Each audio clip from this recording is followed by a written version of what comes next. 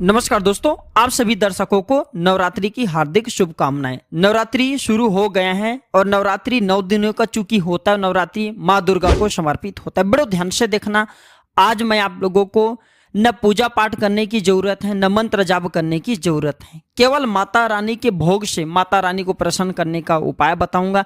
साथ ही साथ नवरात्रि में किए जाने वाले एक जबरदस्त चमत्कारिक टोटके बताऊंगा, जिस टोटके से आपके जीवन खुद परिवर्तन हो जाएंगे। आप खुद अपने आप को बदलते हुए स्वयं देखेंगे। बस वीडियो को एक बार ध्यान से देखना। समझ में नहीं आएंगे तो कमेंट करके पूछ सकते हैं। तो नवरात्र के 9 दिनों में आदि शक्ति दुर्गा के 9 रूपों की हम पूजा करते हैं। माता रानी की ये जो 9 स्वरूप हैं इस प्रकार से कहे गए हैं। पहला शैलपुत्री, दूसरा ब्रह्मचारिणी, तीसरा चंद्रघंटा, चौथा कुष्मांडा, पांचवा स्कंद माता, छठा कत्यायनी, सातवां कालरात्रि, अष्टम जो है 8वां महागौरी और जो नवम है सिद्धिदात्री। जो सिद्धिदात्री माता है ये हमें सभी प्रकार की सिद्धि तथा सभी प्रकार के हमारे मनोरथ को पूर्ण करके इस धरालोक से पुनः अपने लोक को जाती है। तो नवरात्रि जो 9 दिन है ये विधिवत उपासना करने के जो अच्छा समय है, माता रानी की कृपा प्राप्त करने का सबसे अच्छा समय। जो माता रानी को शीघ्र प्रसन्न करना चाहते हैं उन हिंदू भाई को मैं आप लोगों को इस वीडियो के माध्यम से माता रानी को जो 9 दुर्गा के 9 स्वरूप कहे गए हैं, तो 9 दुर्गा के 9 स्वरूप को कौन कौन सा भोग लगते हैं इस वीडियो में सारी जानकारी विस्तार से बताऊंगा।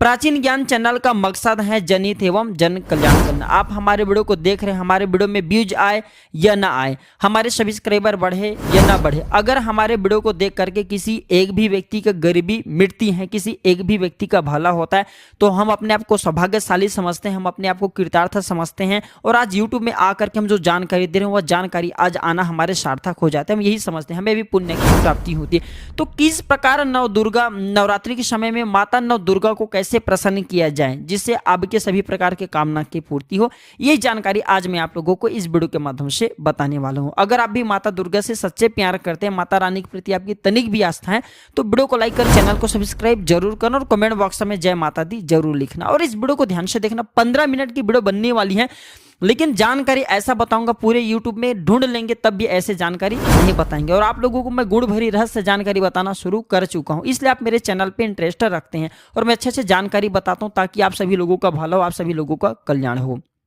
तो जो माता शैलपुत्री हैं, ये प्रथम दिन माता शैलपुत्री की नवरात्रि के समय में पूजा करते हैं। तो नवरात्रि के पहले दिन माता शैलपुत्री की हम पूजा करते हैं। अब इसे शैलपुत्री क्यों कहते हैं? क्योंकि ये पर्वतराज हिमालय की पुत्री है, इसी कारण इनका नाम शैलपुत्री पड़ा है। तो इस दिन माता रानी का अगर आप उपवास व्रत रखे हैं तो गाय का शुद्ध घी माता रानी को समर्पित कर सकते हैं। माता शैलपुत्री की पूजा करने से, इनको शुद्ध घी अर्पित करने से आरोग्य की प्राप्ति होता है। और उपवास करने वाले जो साधक होते हैं, अगर आपने माता रानी के लिए व्रत करके रखें तो आप हमेशा निरोग रहेंगे, कभी भी आपको कोई जो बीमारी है वो परेशानी आपके जीवन में नहीं आएंगे। माता ब्रह्मचारिणी, इनकी दूसरे दिन हम नवरात्र में पूजा करते हैं। माता ब्रह्मचारिणी की पूजा करने से हमें कौन सी शक्ति की प्राप्ति होती है इस वीडियो में जानते हैं। देखिए, जो माता ब्रह्मचारिणी है इसे तपस्विनी के रूप में देखा गए हैं। ये भगवान शंकर को पति रूप में प्राप्त करने के लिए घनघोर तपस्या की है, कठिन तपस्या की है। तो जो माता ब्रह्मचारिणी है इसे प्रसन्न करने के लिए नवरात्रि के दूसरे दिन आपको शक्कर का भोग लगाना है। इस दिन माता को आपको शक्कर का भोग लगाना है। शक्कर के भोग लगाने से घर के सभी सदस्य की आयु में बढ़ोतरी होती है। कोई भी घर के जो आपके सदस्य हैं कभी भी किसी को अकाल मृत्यु नहीं होती। तीसरे दिन माता चंद्रघंटा की पूजा करते हैं। नवरात्रि में जो तीसरे माता रानी के स्वरूप कहे गए हैं चंद्रघंटे हैं। तो माता चंद्रघंटा के माथे में अर्ध चंद्र रहते हैं, अर्ध चंद्र विराजमान रहते हैं। नवरात्रि के तीसरे दिन इनकी पूजा अर्चना करते हैं। माता चंद्रघंटा की पूजा करने से, उपवास करने से सभी प्रकार की जो मनोवांछित इच्छाएं इनकी पूर्ति होती है, सांसारिक कष्टों से मुक्ति मिलती है। माता की पूजा करते समय उनको दूध से बनी मिठाई तीसरे दिन हमें भोग स्वरूप अर्पित करना चाहिए, भोग लगाना चाहिए।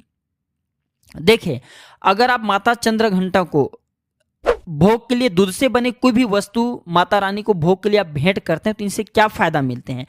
तो जो माता रानी के तीसरे दिन उपवास रखते हैं, माता चंद्रघंटा की व्रत रखते हैं, तो ऐसे व्यक्ति को सभी प्रकार के दुखों से तत्काल मुक्ति मिलती है और उन्हें परम आनंद की प्राप्ति होती है, ऐसा धर्मशास्त्र में लिखा है। नवरात्रि के जो चौथे दिन होता है माता कुष्मांडा की पूजा करते हैं।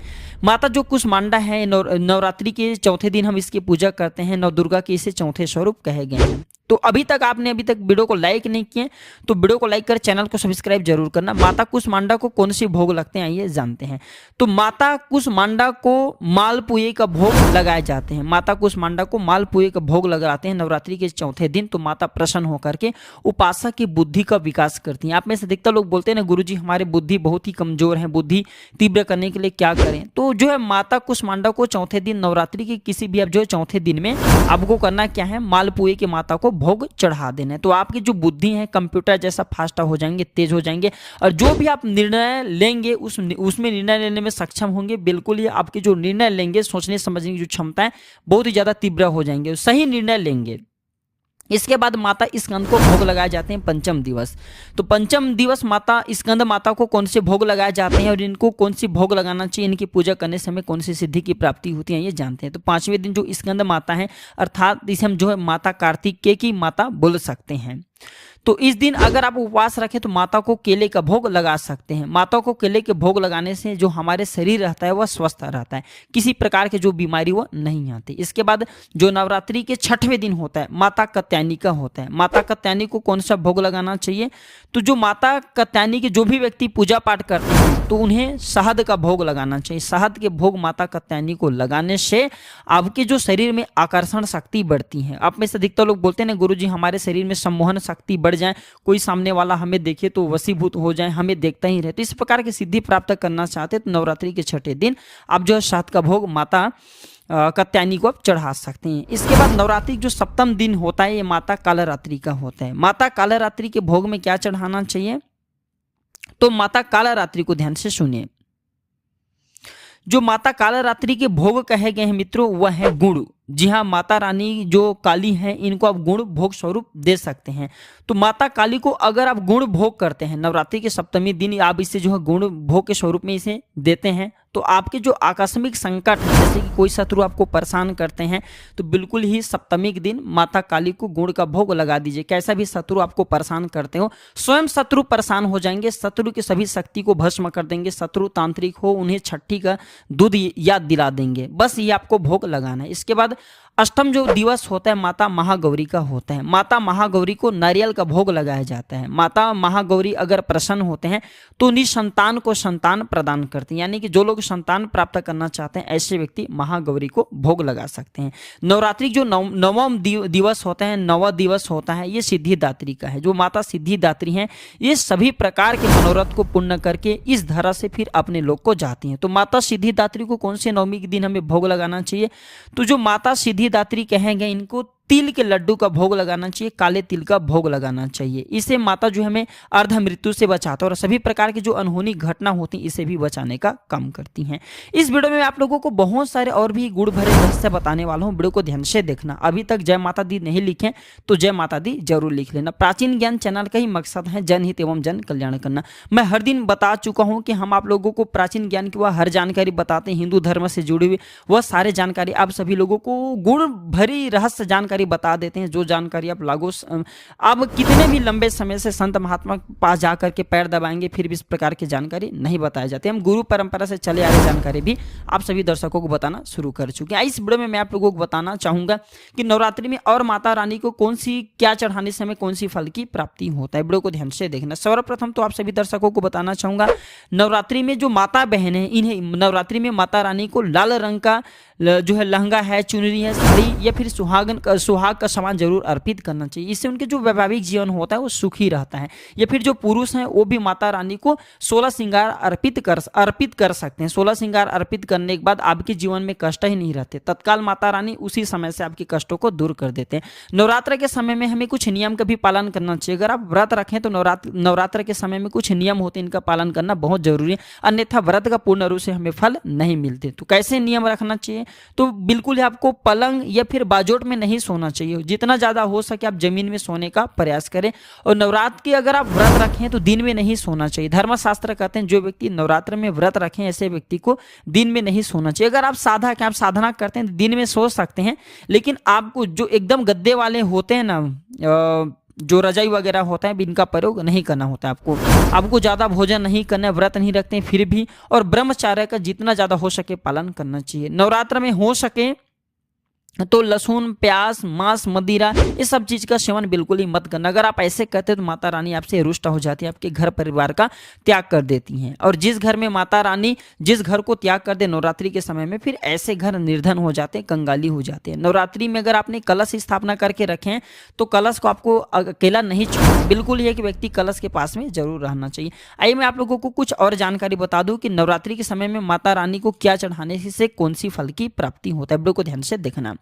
तो धर्मशास्त्र कहते हैं अगर माता रानी को कोई भी व्यक्ति कच्चे चावल चढ़ाते हैं नवरात्रि के किसी भी दिन में, चाहे अब लड़का हो चाहे लड़की हो, कोई भी व्यक्ति अगर माता रानी को कच्चे चावल चढ़ाते हैं तो इससे धन संपत्ति की प्राप्ति होता है। आपके जीवन में कभी भी धन का भाव नहीं होता है। यदि आपके धन कहीं फंसे हैं तो जल्दी आपको वह धन मिल जाएंगे। अगर तिल चढ़ाते हैं नवरात्रि के किसी भी दिन में, आप तिल चढ़ा सकते हैं तो समस्त पापों का नाश होता है और आपको इस लोक से मरने के बाद मोक्ष की प्राप्ति होता है। अगर आप माता रानी को, कोई व्यक्ति लंबे समय से बीमार पड़े हैं तो माता रानी को इत्र चढ़ा दीजिए। लंबे समय से जो बीमार पड़े हैं ऐसे व्यक्ति के पेट जो बीमारी है धीरे धीरे ठीक होना शुरू हो जाते हैं।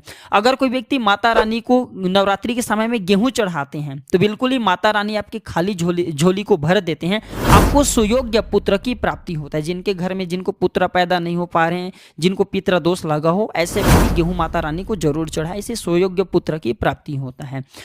जो व्यक्ति माता रानी पर अगर चीनी चढ़ाते हैं तो याददाश्त को बढ़ाने का काम करते हैं। अगर बच्चे के पढ़ने लिखने में एकदम मन नहीं लगते हैं तो पढ़ने लिखने में मन लगने लगेंगे। और गुड़ चढ़ाने से समस्त प्रकार के कामना की पूर्ति होते हैं।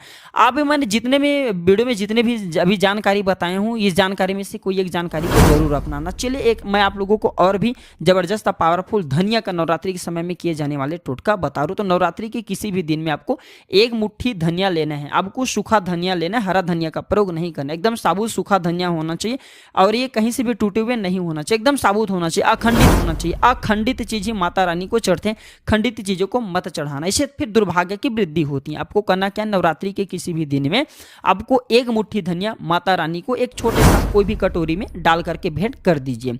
इसके बाद आपको माता रानी से जो भी आपकी कामना है वह कामना बोलना है, प्रार्थना बोलना है, तो इससे सभी प्रकार की कामना की पूर्ति होती है। फिर नवरात्रि के 9 दिन के बाद में आपको चढ़े रहने देना है ये धनिया को। इसके बाद इसे लाल कलर के कपड़े में बांध करके आपको इसी तिजोरी में रख देना है या फिर घर के उत्तर दिशा में रख देना है, तो इससे आपके घर में धन्य धन की वृद्धि होती है। दूसरा मैं धनिया का तरीका बता रहा हूँ। इस धनिया को माता रानी को चढ़ाने के बाद आप अपनी कामना बोलना और इसके बाद जाकर के इसे आपको अपने जमीन में बो देना है, उगा देना है। जैसे जैसे धनिया में अंकुरित आना शुरू हो जाएंगे, जैसे जैसे धनिया में पौधे आना शुरू हो जाएंगे, वैसे वैसे आपके जीवन से परेशानी है, दुख है, तकलीफ है, ये सब मिटना शुरू हो जाते हैं। फिर आपके कंगाली हैं, गरीबी है, वो बिल्कुल ही जड़ से समाप्त हो जाते हैं।